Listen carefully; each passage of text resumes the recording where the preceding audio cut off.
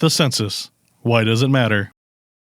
The Constitution specifies that every 10 years, everybody in America be counted. We call this the census, and it was most recently conducted in the year 2020.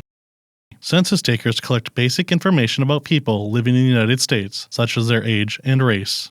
Census taking is a complicated, expensive process. All told, the 2020 census cost nearly $16 billion and required the efforts of nearly 500,000 temporary workers to complete.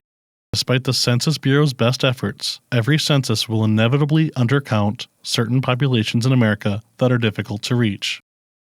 With all of these challenges, why bother doing the census at all? Because the data it generates are crucial to numerous government operations that affect all of our daily lives.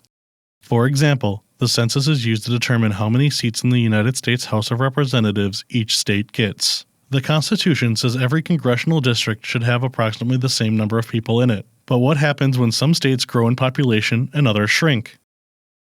The census facilitates adjustments to the allocation of congressional seats based on these changes. For instance, after the 2020 census, the state of Texas gained 2 new seats in the U.S. House of Representatives. Why? Because a larger percentage of the national population resides in Texas in 2020 than it did in 2010. Florida, North Carolina, Colorado, Oregon, and Montana each gained 1 new seat in Congress too. On the flip side, California, New York, Illinois, Pennsylvania, Ohio, Michigan, and West Virginia all saw their proportions of the population shrink since the last census.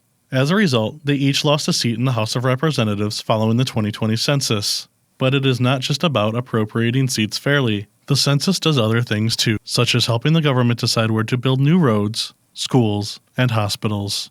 In addition, census data help the federal government determine where to invest the hundreds of billions of dollars it gives to state and local governments for things like healthcare, education, and housing. In the end, the census may be a lot of work, and it may not be perfect, but it serves an extremely important goal, helping the government figure out how to fairly distribute power and resources to the American people.